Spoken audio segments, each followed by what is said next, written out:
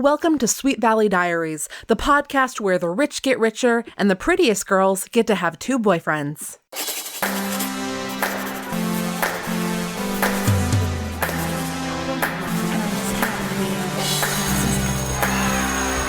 Book number 58, Brokenhearted.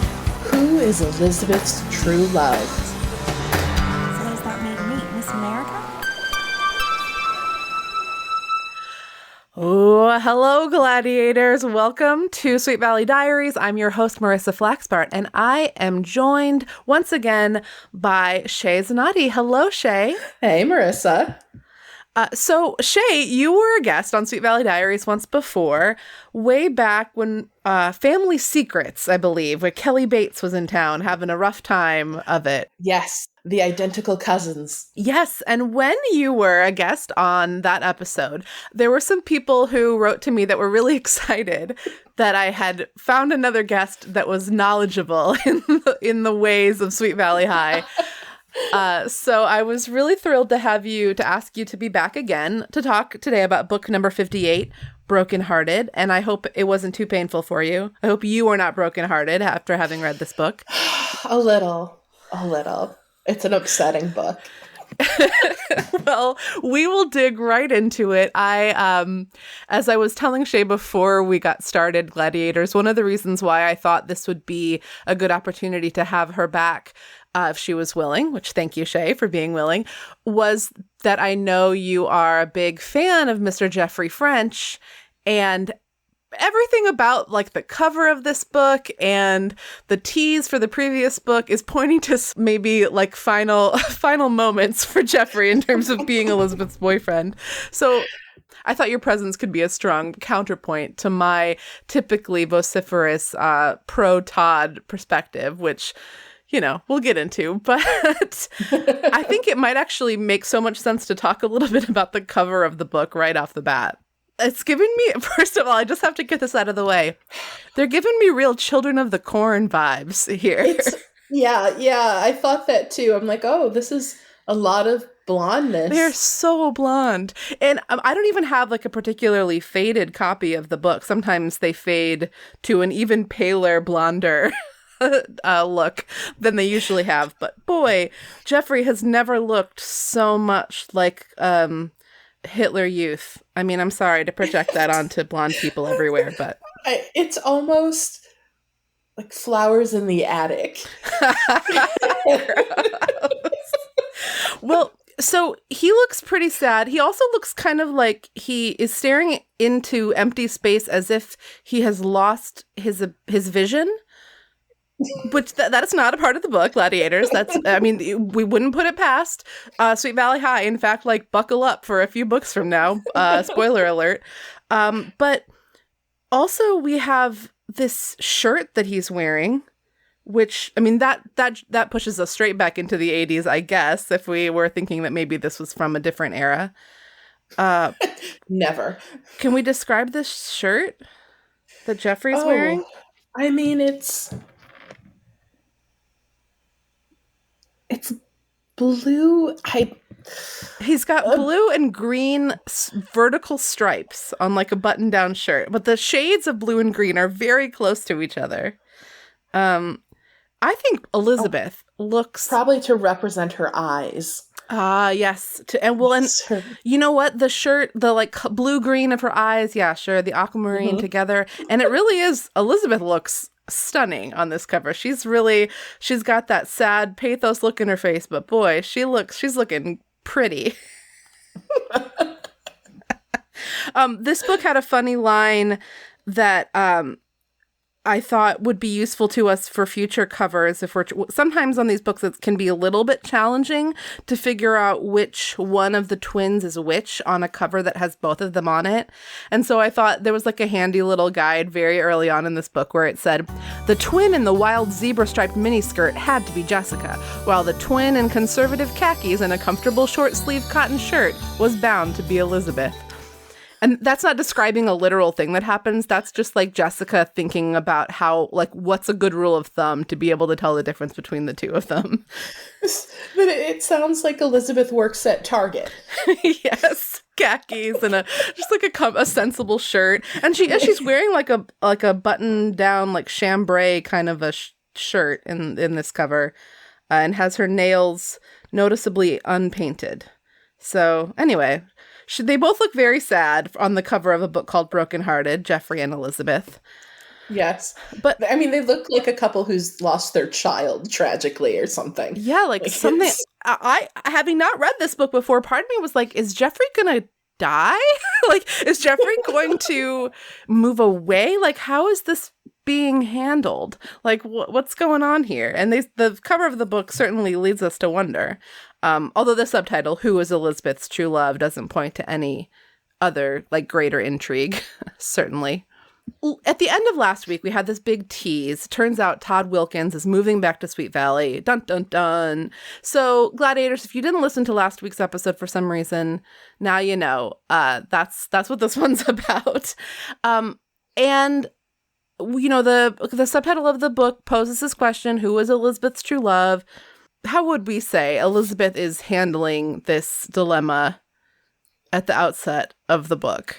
Poorly. She's having a nervous breakdown from maybe the third page. Yeah. It's just... The book describes her as being sort of like overcome with anxiety in a way that I have to admit I found very relatable. Like, she just couldn't stop thinking about this dilemma. Throughout the book, she's like making lists in her head, you know, Todd or Jeffrey, Todd or Jeffrey. She makes it a dilemma before anything has happened. Right. Well, at the beginning of the book, we learn, and if I were Elizabeth, this would be troubling to me too. We learn that Todd has not contacted Elizabeth at all to say that he's moving home. So she starts finding out that like some of his buddies have gotten letters from him, phone calls, and Elizabeth hasn't heard anything from him about his return. So she's kind of like, who knows what his deal even is. Maybe he's dating someone. Maybe he decided he hates me. Right, but she's still... He comes home, who will I choose? I'm like, no one's given you a choice. The man hasn't contacted you. He has not talked to you. Right. Also, what are you expecting from a 16-year-old boy?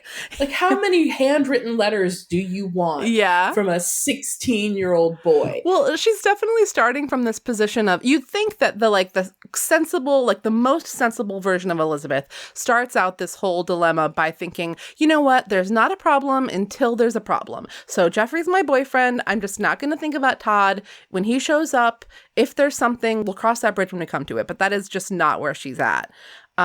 Here is where she's at. I can read a little passage here. This is Jessica walking into Elizabeth's room at the beginning of the book and basically just stating the problem outright. "You're not exactly jumping up and down about the prospect of Todd moving back," she observed. "Don't you want to see him again?" "Of course I do." Elizabeth tugged at the window shade and it sprang up with a snap. "But it's not just a question of seeing him again. He's moving back for good. I just don't know what's going to happen." "Oh, you mean because of Jeffrey. They'll have to fight for you, I guess. Like in the old days. A duel." The idea clearly appealed to Jessica. She giggled. "Picture Todd and Jeffrey going at it with French fries and the dairy burger." So Jessica's no help. She's excited about how Elizabeth's going to be the one that has a dramatic storyline in this one for once. It's so romantic being fought over with French fry swords. Yeah. Well, and one other thing that's brought up early on in this book that I don't know if you caught this, but I was really curious if the authors were even going to broach the subject or if they were just going to pretend like it had never happened. But so Todd Wilkins, Gladiators, if you haven't listened to the podcast from the beginning, if you're not really well-versed in the world of Sweet Valley High as a whole, you may not know anything about Todd Wilkins because he actually hasn't been a part of the books for a while now. Todd Wilkins moved away. I was actually surprised to see this. He moved away way back in book 23. Say Goodbye is when he moved away. And then there was this special edition book called Special Christmas where he comes back to town for a little while. And Suzanne Devlin, who is from New York and had previously been a real thorn in everyone's sides, in fact, she's the one that like almost got Mr. Collins fired because she made up a story about him coming on to her.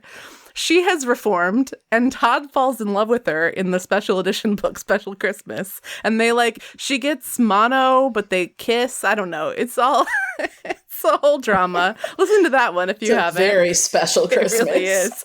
Listen to that one if you want to hear my dad say Special Christmas a bunch of times. He thought it was a really ridiculous title, and it is. But this book takes that information head on. Did you catch that? Did you notice it in passing, Shey? Oh yeah, they bring it up, and it's so ludicrous. One that he falls in love over Christmas vacation, yeah, with a girl that does not live in the same state as him. So, because she's from New York, he's in Vermont. They're both in California. She's living with the Wakefields for the holidays. Like, why? Why? I don't. Also, I have a hard time with things like the Christmas special editions and the summer and holidays, because then I lose my place. Absolutely. In the world. Well, Christmas, they only wrote the one Christmas one so far. I mean, later on there'll be more Christmas books, famously, but so far in the special editions, they've focused more on summer and a little bit on spring break. But Christmas is a little bit of a problem in this kind of ambiguous timeline, and I think it's significant that something that an event that happened in a special edition book is now coming back, is known. So we know that we're post-Christmas in the world of the books. Yeah. I mean, it's impossible, and it will drive you crazy to try and impose a timeline onto these books. But it does in some way, because now it's perpetually junior year, but now you've told me this is somewhere between January and June. Yeah, it's absolutely. It's got to be in that timeline. Now I'm like, wait, so she's been with Jeffrey for how long then? And it becomes, I'm like, you weren't really with Todd for that long then. And now you're with Jeffrey, and it's been much longer. I mean, even if we're going to grant the impossibility of the timeline, and we're just measuring based on books, book 23, Todd and Elizabeth get together in book 1 or 2. The first book is about Todd having a crush on Elizabeth and Jessica kind of messing it up, right? Then he leaves in book 23, and now it's book 58. Now, Jeffrey didn't get onto the scene immediately. Jeffrey joined the party at about book 30, 31, but that's still more than 23 books worth of relationship. So, crunch the numbers there. She's been with Jeffrey longer than she was with Todd. Yeah. Well, especially if we know then, because they were together sometime in the fall of junior year, and he left sometime in the fall of junior year. They were together because for he came back to visit at Christmas. Right, her first love is how she describes him in this book. Her first love, and she's clearly, that haunts her somewhat too. But I guess we should say, in the interest of moving forward through the plot of this book, which we probably could get through pretty quickly, but we might as well go through the twists and turns, because that's what Sweet Valley Diaries is all about. Eventually, she does get a letter from Todd, and she sees, based on the postmark, that it's gone everywhere. It basically got lost in the mail, and he sent it. Yeah. The postmark is from 3 weeks ago. It's pandemic level mail madness. It is.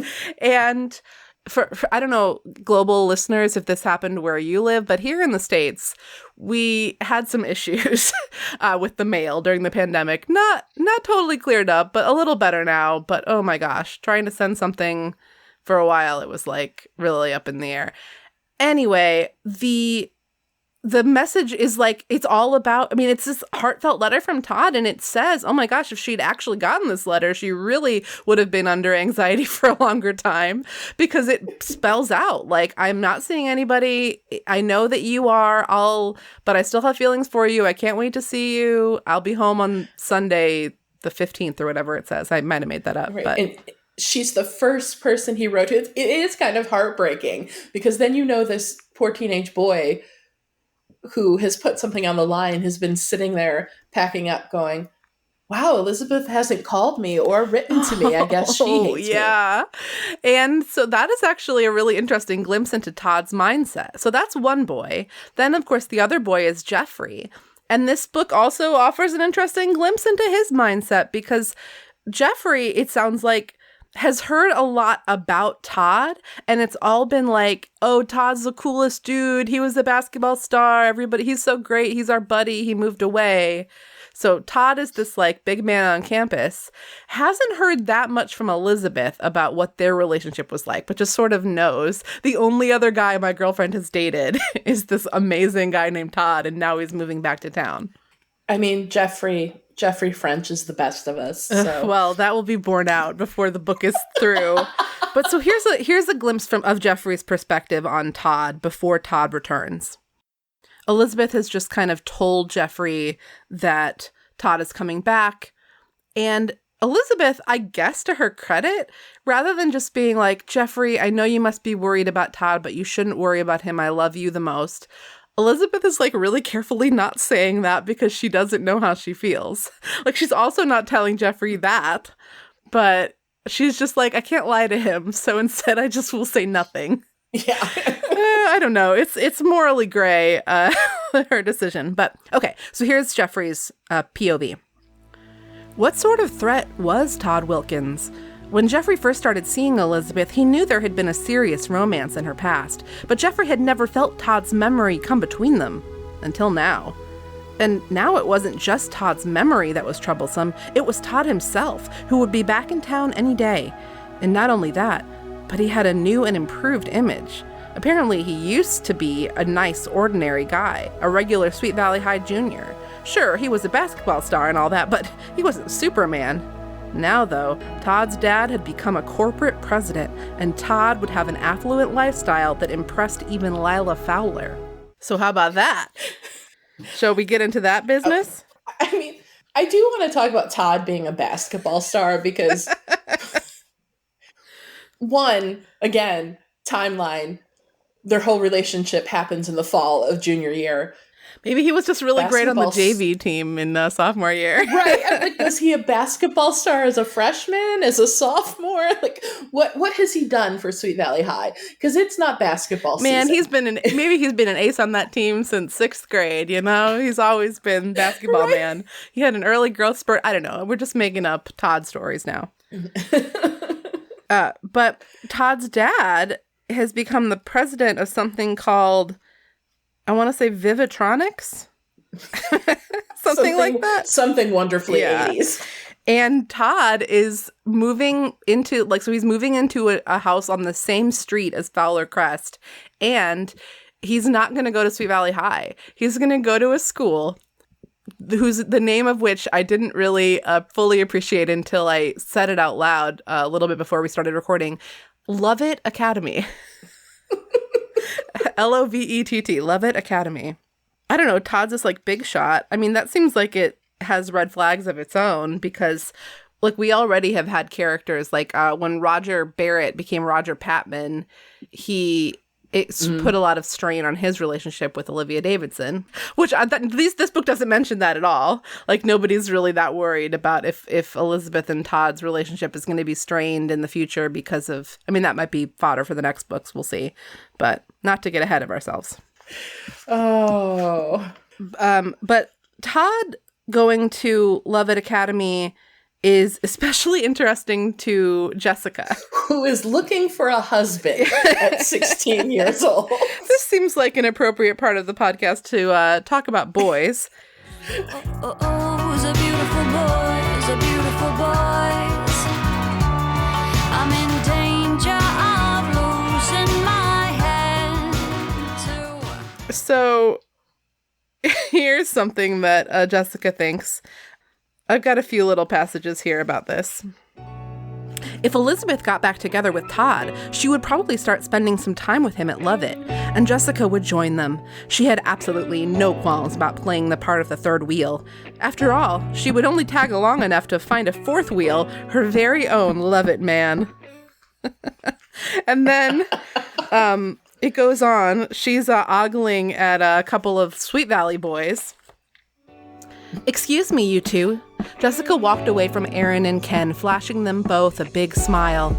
They were both very attractive. She had dated each of them a number of times. In fact, not too long ago, she had contemplated falling in love with Ken for lack of anything better to do. Which, by the way, this book hasn't forgotten the events of Lost at Sea, but apparently the book right after Lost at Sea forgot what happened in Lost at Sea. Granted, they're not talking about Jessica getting lost at sea, but anyway, continuing on. The romantic possibilities at Sweet Valley High were really wearing thin. But now, a whole new world was about to open up before her. Jessica was convinced. She was going to have access to a whole new student body. Or bodies, she thought, giggling. Oh, Jessica. It's wearing thin because you've dated all of Sweet Valley High. Yeah. She didn't even make it happen with Ken again. She just had a flirtatious conversation with him where they reminisced about how they dated once before the books even started. So Right. She's just impatient. She's really excited about these Love It boys, their student bodies. They can set her up for life. Throughout this book, it's continually about Jessica checking these men out and going, I feel like a politician's wife. Or, right. Oh, yes. This is what these people do, and how the other half lives, and the BMW, the Mercedes, yeah. And they talk about there's some phrase.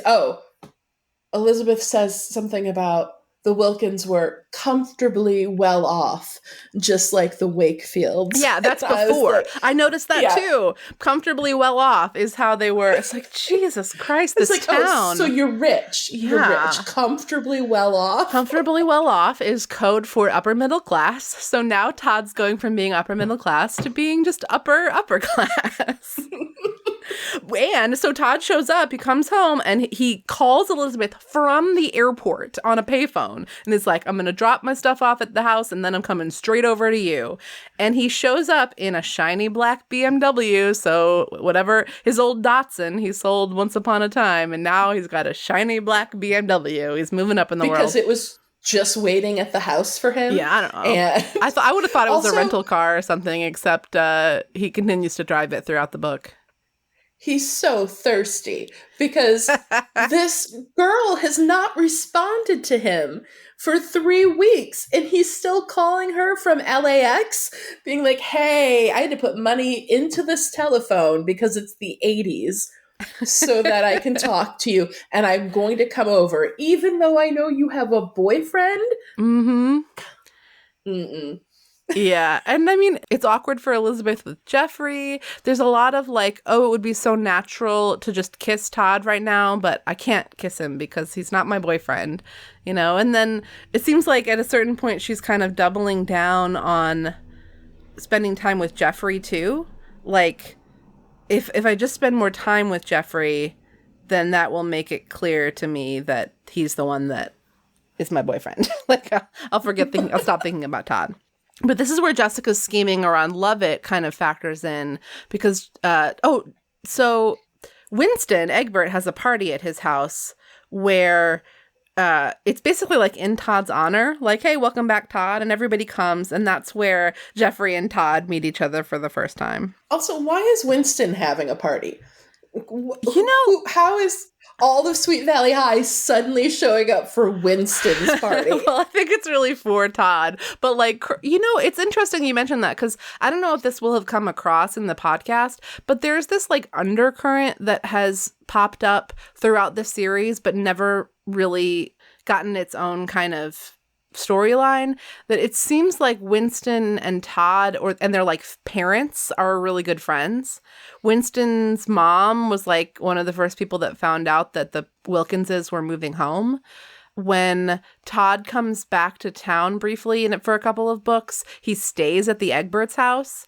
So even though Todd and Winston don't seem like they're best buddies or anything, there's definitely some kind of lore that is baked into these books about the Egberts and the Wilkinses. Curiously. I still don't see all of Sweet Valley High showing up at Winston Egbert's house. I guess it's only because of Todd. Yeah, I think it might be. But I don't know, Winston is sort of low-key popular in his way. I mean, he's not literally popular, but it's his class clown status gets him in with all the cool kids. Plus, there was the being lost at sea. So right. That'll really bump you up in the local like celebrity moment of the high school. So I would say that Todd and Jeffrey like meeting at this party, it's like awkward, but it's not openly antagonistic. I think what I love about that moment is Jessica forces it to happen. Yeah. This is how she's trying to help her sister.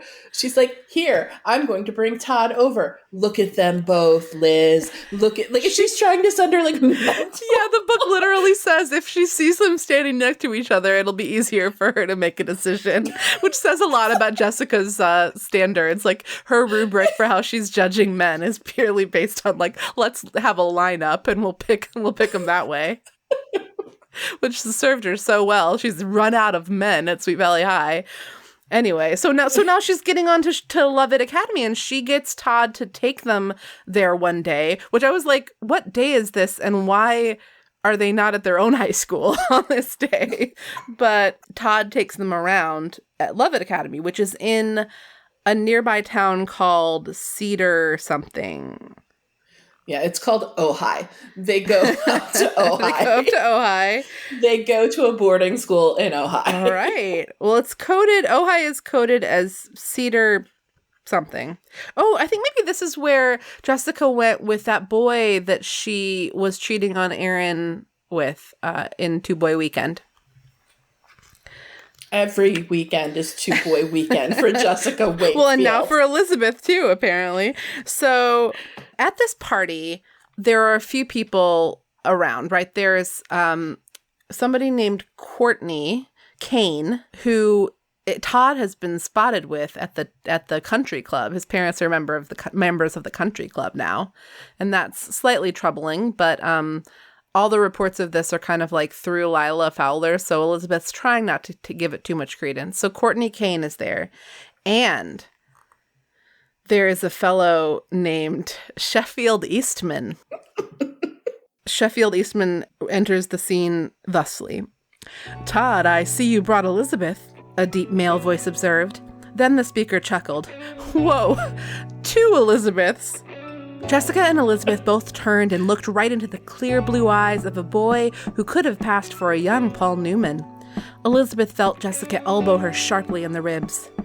"Yep, this is Elizabeth Wakefield, Liz." Todd put an arm around her waist, and Elizabeth suddenly felt relaxed and secure. It was reassuring to know Todd had told at least one of his new friends about her. "And this is Jessica, Liz's twin sister. Liz, Jess, I'd like you to meet Sheffield Eastman." Sheffield shook their hands, dazzling them with a perfect smile, but despite his looks and the designer cut of his sports jacket, his manner wasn't in the least snobby. "I'm glad to meet you both," he said. So, this is the guy that Jessica's got her sights set on now. Sheffield Eastman. So, it's the 80s. So you're picturing his sports jacket and his like embroidered like gold. Well, I'm having a hard time with the Paul Newman. Like, were girls in the 80s into teenage girls into Paul Newman? Not Eric Stolz, not Michael J. Fox, not Robert Downey Jr. It's so funny that you should mention that, because when I read it and I saw that the authors had the restraint to write a young Paul Newman, I was like, oh, good. So you recognize that you are older than the girls, the audience that's reading this book, and that those girls are not lusting after Paul Newman in 1989. So right, it would be something if Alice had said it. If Alice was like, he reminds me of a young Paul Newman, I'd be like, okay, that's a mom thing to say. Right, but instead we're like in these teenagers' heads. I mean, young Paul Newman can get it, but like it is kind of funny that stood out to me as well. But I was ready to sort of be like, okay, good job. At least you said young Paul Newman book. I'm seeing here that Mr. Wilkins is now the president of Veritronics. I don't know if that's what I said before. That's something 80s and tronic. Okay, I'll listen back and see if I said Veritronics the first time. So while they're at this party, the Lovett Academy is a school where some of the kids are boarders and some of the kids are commuters. So like Todd and Sheffield are both commuters. It's so interesting the way that this book bends over backwards to like justify the existence of a school like this and why Lila Fowler and Bruce Patman don't go there, even though they're so rich. But this is like maybe the second or third time we've gotten a glimpse into this other world beyond Sweet Valley where people are even richer than they are in Sweet Valley. It's just like, whoa. One of those super rich people is this Courtney Kane character.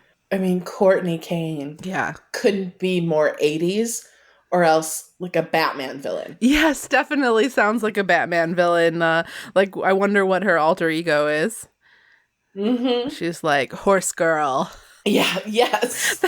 That was the first thing that came to mind. I don't know if there's a Batman. That's a feature of the book. She just thunders around the boarding school on a horse. Right. There's a moment when we are suddenly just like deftly, the book starts a new chapter and shifts us right into Courtney Kane's POV in a way that only a Sweet Valley High novel can.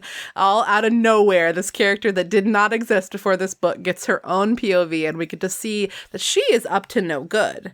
But before we get that, here is how Courtney's like very existence is already playing into the whole Elizabeth, Todd, Jeffrey love triangle. So as I mentioned, Todd and Courtney have been like going to the country club together a little bit, and Elizabeth has heard about it.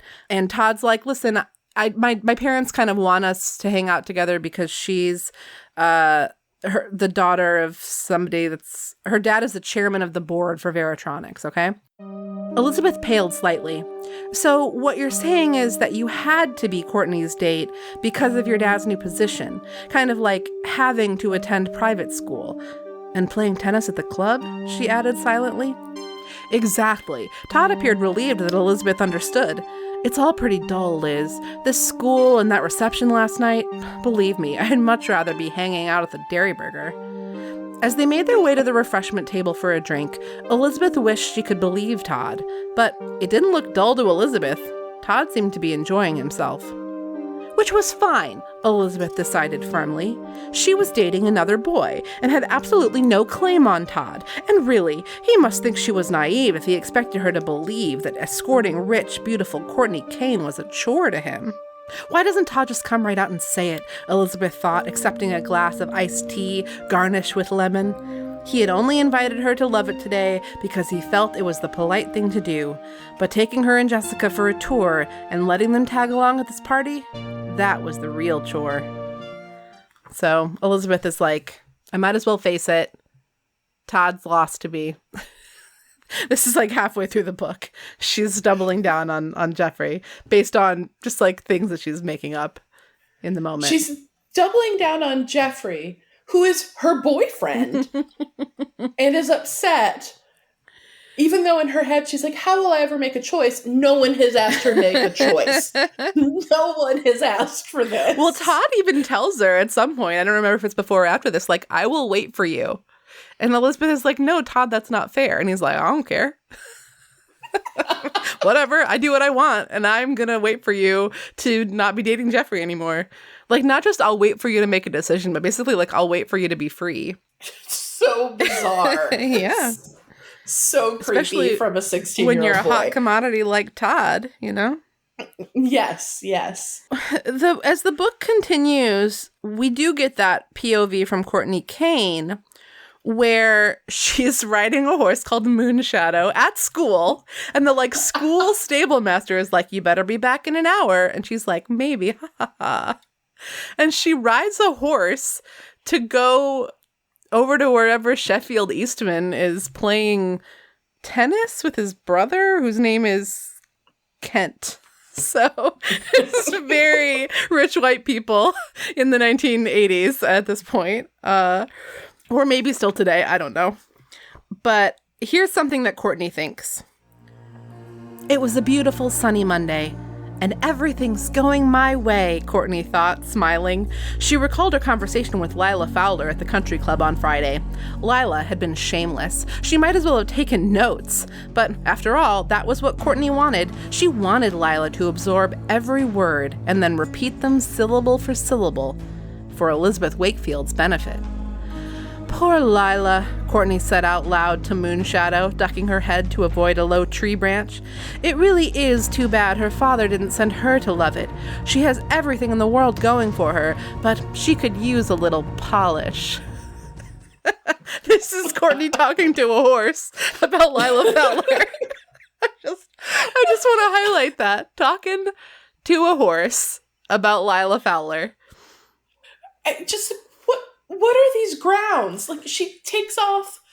Like, is she going through the woods to get to a tennis court? Like, why is she avoiding tree branches? What is she doing? I just don't know, but I do know that she's scheming because she goes and tells Sheffield Eastman that Jeffrey has given so she's fully telling stories about kids from other schools that are somehow related to this other new kid they all just met, right? So she's like, Elizabeth Wakefield, Todd really seems hung up on her, but she has a boyfriend, Jeffrey French, and Jeffrey just gave Elizabeth a ring, so it's practically like they're engaged. She just makes this up wholesale and is like, Sheffield, don't tell anybody about this. So she's like really scheming. She's sure, just like she was sure with Lila, she's sure that Sheffield is going to talk to Todd about it now. And he does. So she's a criminal mastermind, this girl. She really is. She's conniving. She is a true 80s soap opera drama villain. Yeah. She is, what were all those like Knots Landing? Dynasty. Falcon Crest. Yeah. Not since, and here in Sweet Valley, not since Annie Sue back in Kansas have we gotten such a schemer. And before her, Suzanne Devlin. So we have a rich history of snobby rich schemers. But it's been a while. So I was glad to see a new one back. Oh, wait, no, I forgot about the girl that not Aaron. Oh, I called him Aaron earlier, too. AJ Morgan. Oh, Jessica's old boyfriend's name is AJ Morgan, not Aaron. Did AJ happen already? Yep. And AJ was also, there was a sexy girl that was trying to lure him away from Jessica when Jessica was being a real wet blanket. So I don't remember her name right now, but she was maybe of all of these people the most like Courtney Kane. Because she even went to like a snobby private school nearby and she was very voluptuous and a femme fatale type. I love it. AJ already happened? Yep. Does that mean Sam happened too already? Oh, I don't know anything about Sam. Oh. Exciting. I love it when I don't hear about things I don't know about yet. Okay, so keeping an eye out for Sam. And so it's basically like Jessica is going on dates with Sheffield Eastman. He seems cool. And his big thing is that he is nice. He's like a nice, good guy. That's his deal. But then we have Elizabeth trying to figure out, like, she has this, for once, like, actually helpful conversation with her mother. Alice Wakefield is helpful and gives her, like, some pretty solid advice, I thought, which was she finds out that Elizabeth, in trying to decide between Jeffrey and Todd, has kind of been making all these pro-con lists. But Alice is like, did you fall in love with Todd because of a list of his good qualities? Like, did you fall in love with Jeffrey because of a list of his good qualities? Like, no. A list is not going to tell you what you need to do here. You have to listen to your feelings. What did you think of that? I like when Alice gets her mom on. She doesn't often.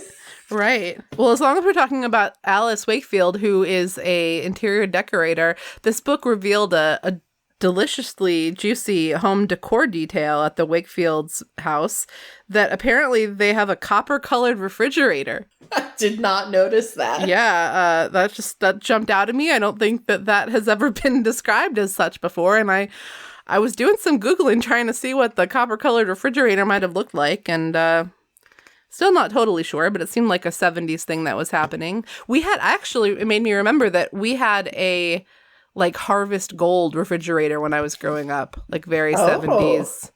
I mean, my parents got married in the 80s, so the refrigerator was probably from like 1981 or something. But yeah, Harvest Gold. It was ugly as hell, but I didn't know any better, you know? It was just our refrigerator. God, I've never thought about it. Like, I couldn't tell you what color our refrigerator was growing up.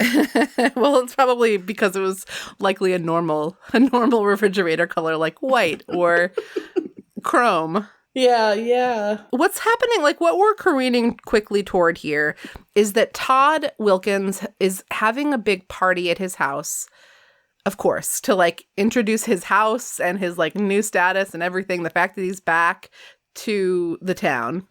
He's told Elizabeth about it, but because of Courtney Kane's scheming, there's all this like confusion about whether Todd is going to ask Elizabeth to be his date, which would be pretty bold, frankly, or like, is he going to ask Courtney to be his date? Is Courtney going to co-host the party with him? Like, there are all these rumors flying around. Yeah. Elizabeth finally gets this like formal invitation in the mail. Like, she thought it was just going to be like a casual party, but she doesn't know the new Wilkinses, I guess, because it's like engraved invitations and it's like a formal party with like fancy like prom dresses and shit, I thought. But when she gets the invitation in the mail, it says it's for Elizabeth Wakefield and friend, like to bring a date. Which, again, Elizabeth is upset about, despite the fact that she has a boyfriend. Yeah, and she's kind of starting to pick up on her own hints here. That, like, the fact that she's so distraught over the fact that Todd didn't invite her to be his date to his party, that she's like, ooh, maybe that's a sign that I'm more emotionally invested in Todd. And poor Jeffrey is just like, knows that Elizabeth is torn up about something, and Elizabeth is clearly just like going through the motions, you know, trying to put on a happy face, but is clearly very upset about something or other. And they go to the party together. Oh, did you notice that Elizabeth comes and picks up Jeffrey in the Fiat, but then gets out of the car and Jeffrey drives to the party? Yes. I had to go back and reread it. I was like, wait, why is Jeffrey driving a Fiat? Like, oh, I see. They spelled it all out for us. Super feminist. Let's switch places so you can drive me to the party. To your ex-boyfriend's party. Yeah. And they walk up in this place, which is like down. This is where we find out that it's like on the same street as the Fowler Crest, whatever that means. And, it's huge and imposing, and Todd is there with Courtney. But there's no valet. There's no valet. Why is there no valet? There should be a valet. It sounded like that kind of party, but I guess there's just places to park. This is clearly not in the hills. Like, I'm like speaking from personal experience as like someone who lives in LA and has worked for wealthy people that lived in the literal hills of Beverly Hills. You kind of do have to hire a valet because there's no place to park. Those streets are so windy and narrow. And they say that there are already a couple dozen cars parked. Yeah. Well, I guess it's just another mark towards this not being the Los Angeles like metro area, because wherever they're parked, whatever hill they lived on, there must be some like wide ass drives for people to build their own magnificent driveways on or whatever. I don't know. Parking lots. Oh, that's the next wave in the 1% building scheme is their own parking lots. So, okay, we've got this party. Elizabeth, the whole party, she's just like counting down the minutes until it will be over, essentially. She just doesn't talk to Jeffrey anymore. They're still together. She just doesn't ever speak to him. And he's really trying to be a good sport. But there was this moment when things, I don't know, I was kind of wondering, like, how is the song going to come out? Like, what's going to happen? And the book had some real intrigue to deliver for us. Jeffrey, over Elizabeth's shoulder while they're dancing, sees Courtney Kane slip a note in Elizabeth's, like, jacket or purse or something. And Jeffrey's like, I wonder what's up. Elizabeth goes to the bathroom, and Jeffrey goes to find Courtney, who has just slipped this note in Elizabeth's, purse. Do you remember whether it's her purse or her pocket? It's really not important. It's her pocket, yeah. Courtney wrote this completely false note from Todd telling Elizabeth to come meet him out in a gazebo. And then she's all, "Oh, I don't feel well, Todd. Please take me out for some air." But makes him walk across the whole dang property through an orange grove to a gazebo. She says that she wants to lie down in the gazebo, which I thought was so weird. Like, does this gazebo have beds? I'm familiar with the concept of a gazebo. You know, I lived in a small town that had one, several, in fact. I read lots of romance novels. Gazebos are often important fixtures in those. They don't usually have like beds or like even like a chaise longue. Like they don't usually have that. I mean, Sound of Music, you get some benches. I guess she could lie on the bench. Yeah. Ooh. It's so bizarre. Past the orange grove in the gazebo. One, you have an orange grove, not some orange trees. That also was giving me serious romance novel vibes, like historical romance novel, this like whole property that they have. And it's the secret meeting because like, you know, the couples have to go meet where it's dark and nobody will see them, you know, if they're going to have a rendezvous or else there'll be a scandal, right? That happens on Bridgerton. So, but also in romance novels, like the ones that the Bridgerton series is based on. But Todd's like dragging her the whole way. Yeah, because she pretends to turn her ankle. Also something that has definitely happened in romance novels that I've read. First it's, "I have a headache. Please help me outside." It's too loud everywhere. Even outside the party, it's too loud. Listen, I get migraines. No one has ever had to help me get somewhere. Yeah, and Todd is weirdly like, he's both like, this seems like a lot, but he's like going along with it. Even when she says she wants to lie down in the gazebo, he's like, okay, if that's what you want, is what he says, something like that. If that's what you want to do. So he takes her there, and meanwhile, Elizabeth is in the bathroom. She's reading the note, which she notices was printed, and Todd never prints, but she just noticed, you know, she didn't think that much about it, which was like, oh, Todd is a cursive boy. Okay. Another thing I like about Todd. Well, everybody was in the 80s, but it's just such a weird, like, point. Like, does he, I don't know. So then Courtney, like, as soon as they get to the gazebo, she's like all hands, and she gets real handsy with Todd, and then she starts kissing him. And, you know, Todd, being a 16-year-old boy, when he finds that someone is kissing him, he returns the kiss just a little bit. He's like, oh, this is happening now. Okay. I can't really fault him for that, even though as soon as it's over, he's just like in a daze, and he has no idea that Elizabeth has like sneaked up on them and seen this happen. He's completely unaware. But not just Elizabeth. Yes. Tell the gladiators what happened. Because Jeffrey has gone off to find out what is going on with Courtney as well. He's been following Courtney. So he heard her whole speech to Todd, her whole trumped up speech. He knows exactly what has unfolded. And he has seen the look on Elizabeth's face when she caught them kissing. But nobody has seen him with his glowing blonde hair in the shadow. His luminous eyes, his literally like flashlight hair. And Elizabeth even drops the note from Courtney. So he has the benefit of being able to read exactly what Elizabeth saw. And he puts all the pieces together. And then, bless his heart.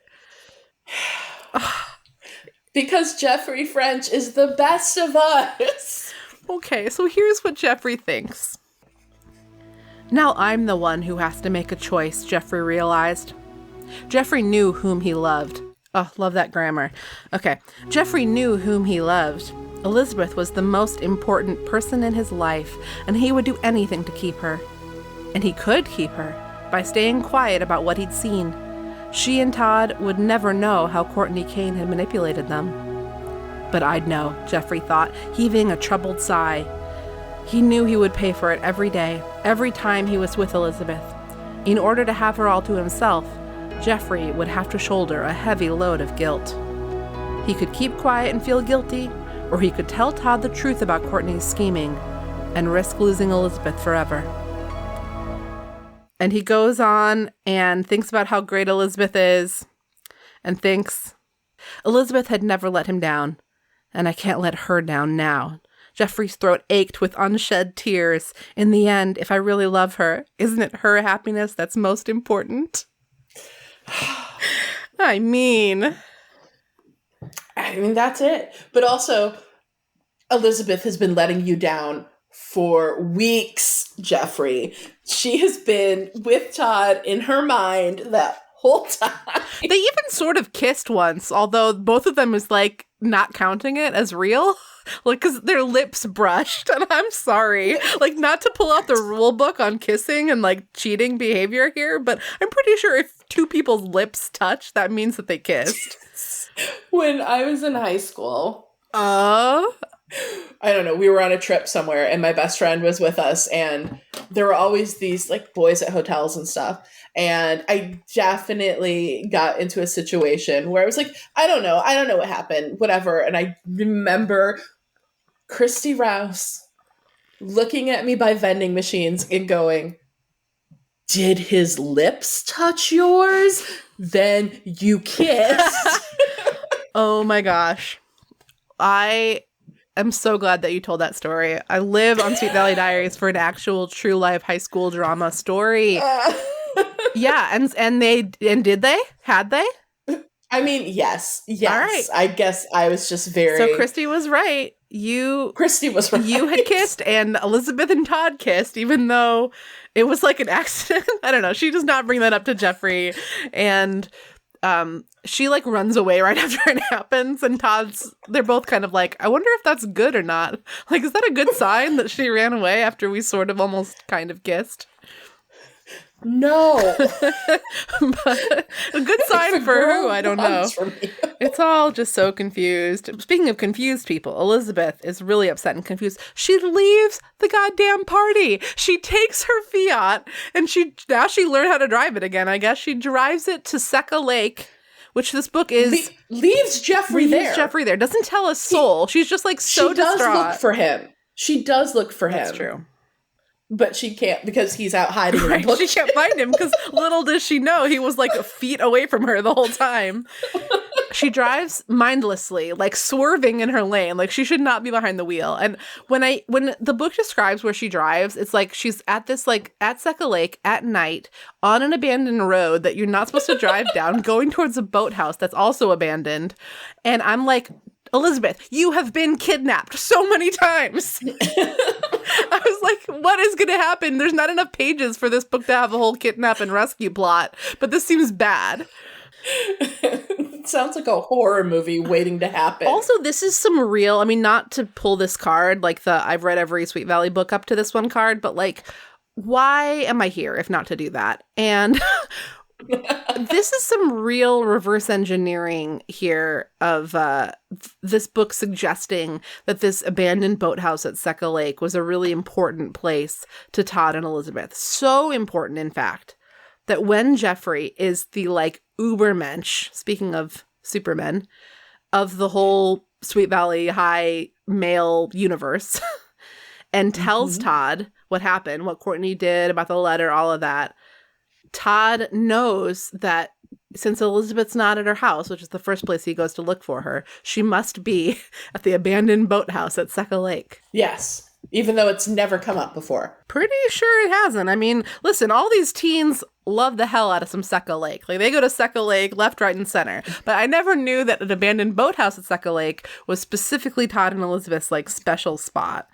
But sure enough, it is. And Todd finds her there, and he tells her what happened, and he's left his own party. Elizabeth had been nestled in the crook of Todd's arm. Now she sat up and pulled away from him slightly. Jeffrey, she thought. Todd and I wouldn't be together at this moment if it weren't for Jeffrey. He had been the one to figure out what Courtney had done. Then he'd shared the truth with Todd, even though he must have known he might be sending Todd straight into Elizabeth's arms. It was a brave, generous, and unselfish thing to do. Elizabeth's throat ached, the tears threatening once again. Oh, it's very similar to Jeffrey's throat recently. Okay, maybe they have the same illness. Jeffrey had done many sweet things for her over the course of their relationship, but this last gesture was perhaps the sweetest of all. At which point, I guess the book could have been like, Elizabeth realized that this one unselfish act of love was worth more to her than anything she and Todd had ever shared. And also, she's been dating Jeffrey for 28 books, and she only dated Todd for 23. But it doesn't. Instead, it's just like, Todd, it's as if you never left. Because he was only gone for like 3 weeks. I don't know. Yeah. Todd literally does say, it's like I never left. And Elizabeth's like, no, things are different now. And that's the setup to... You're rich. Yeah, right? And you don't go to my school anymore. And you live in this giant house, and you've got like scheming chicks trying to trick you. But that is the setup then to the tease for book 59, which would you care to read the little teaser for book 59? I just closed everything.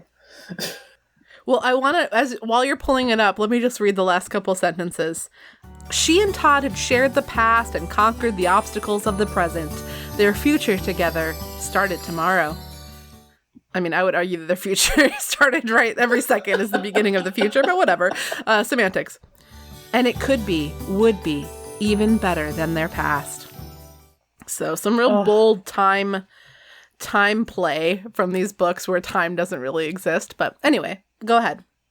Is everything rosy in Elizabeth and Todd's future? Find out in Sweet Valley High, number 59. In Love Again. That's exciting. So back for more. Is it going to be just like before? As I recall, just like before for Elizabeth and Todd is like Elizabeth constantly the least rational about everything related to Todd as that she is about anything in her entire life. As already evidenced in this book. From the moment he is going to return, Elizabeth's innate rationality is just like thrown out the window. She'll pay for it.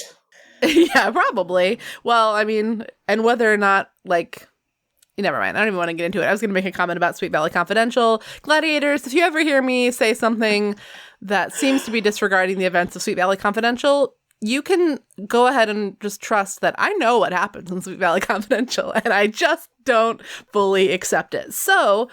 and it's Elizabeth's own fault for choosing someone other than Jeffrey French. Well, Jeffrey French isn't even in those books, so it makes me wonder, like, what's going to happen to Jeffrey French before these books are out. But anyway, you have a lot of thoughts and feelings, as I recall, about Jeffrey French, some of which we've gotten a little glimpse at. Let's remember Jeffrey French together in our extra drama episode next week.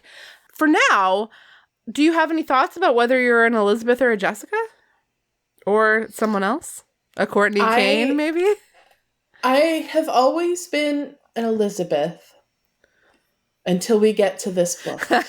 Sure. So you're an Elizabeth with Jeffrey. Elizabeth, yes. Yeah, a Jeffrey Elizabeth, we'll call it. I don't like what she does. It's out of character for Elizabeth, how irrational she is. It doesn't make sense to me. I mean, I am a Jeffrey French fan. And if I had to make a list, it would be Jeffrey. Yeah. Well, and I wish the book had given us the benefit of Elizabeth's lists. Like, what were the things about Jeffrey versus Todd? What was she putting on her list? And we don't really get a glimpse of that. Maybe she liked basketball over soccer. Yep. Yeah, maybe she likes chestnut brown hair and silver blonde hair. This is the thing.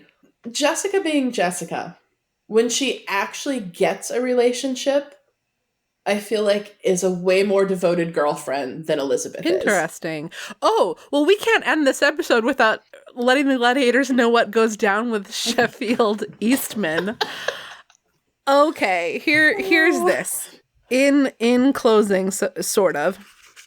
Sheffield has had this thing he's been alluding to throughout the brief time he's known Jessica, which is that he's making a special petition to spend his senior year doing this like special trip, taking some time away from school. And we know that he's like a globetrotter. He has been to Africa. He's been to Switzerland, surely. He's been to Great Britain. He's been all around Greece, and he's been a lot of places. So Jessica is like trying to get him to talk to the other, like her friends at the party about him, so that she can basically like, they can be jealous of her and like bask in how cool and awesome and like suave he is. So here is what Sheffield finally reveals, like what his big plan is, to have like special dispensation to do something more involved than just like writing a paper for his like senior project. Okay. So I asked to take a semester off to do some special research for my thesis, and my proposal was just approved, he announced excitedly. Jessica beamed. Sheffield would probably be spending the semester touring the medieval cathedrals of Europe, trading bonds on the floor of the New York Stock Exchange, climbing Mount Everest. What does your project involve? Asked Ken. Jessica held her breath. She kept her eyes trained on Lila's face. This was one reaction she didn't want to miss. Well, for a while now, I've really been thinking about my lifestyle and privileges, Sheffield began. I have everything I need to be comfortable and a lot more, but there are a lot of people who aren't nearly so fortunate. I've been volunteering occasionally at a homeless shelter in Santa Barbara, and next year, I'll be living there and working full time. It took a moment for Sheffield's words to sink into Jessica's brain. She watched as Lila's pout changed into a look of amusement. A homeless shelter? What? Jessica turned and stared disbelievingly at Sheffield. So, this is like a fucking deal breaker for Jessica. Like, she's so offended that he's gonna do this. One, what does he mean he's going to live at a homeless shelter? Like, I kind of how problematic that is. Like, you're taking a bed from a homeless person. Maybe he means like he's gonna live in Santa Barbara and work full time at the homeless shelter. Maybe. But like, let's absolve Sheffield of any doubts here, because I want to focus on Jessica and Lila's reaction to this. Like, you're doing what? Like, gross. He says he's going to sell his Mercedes to donate the money to charity. And Jessica thinks, his Mercedes? That gorgeous midnight blue car in which she arrived at the party? Jessica just kept staring at Sheffield. How could he do this to her? It's just so disgusting.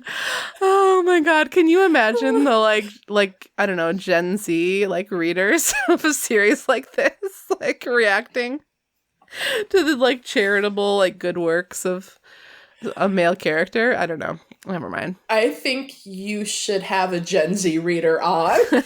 Yeah. To give their take. Yep. I think you're probably right. Yep. Well, listen, Shey, thank you immensely for going through the pain of losing Jeffrey yet again and being a guest on the show. It's always wonderful to have you. I hope that someday you can be back again. I don't know what the future holds for Jeffrey, but we're going to keep an eye out. I'm curious, is he going to move away? Is he going to die? Or are they just going to stop talking about him? We'll find out. Oh, no. So until next week, gladiators, this is Marissa saying, if the lips touch, it's a kiss. That's my advice for you this week. You can please tell a friend about Sweet Valley Diaries. Follow us on Instagram at Sweet Valley Diaries or on Twitter at Sweet Valley. A couple weeks ago, I was a guest on Babysitter's Club, much to my surprise, once again. So if you listen to their episode about Wrong Kind of Girl, book number 10, which you may recall is the book that made me start writing and blogging about Sweet Valley High way back in 2006. I found it in a bin, and it was shocking to me. So they called me up, and I was briefly a guest on the show, which was a lot of fun. You can subscribe to my newsletter if you want. It's not usually about Sweet Valley High, but sometimes it is. And you can do that by going to Flaxbart, shey.substack.com. Until then, until next week, I mean to say, bye.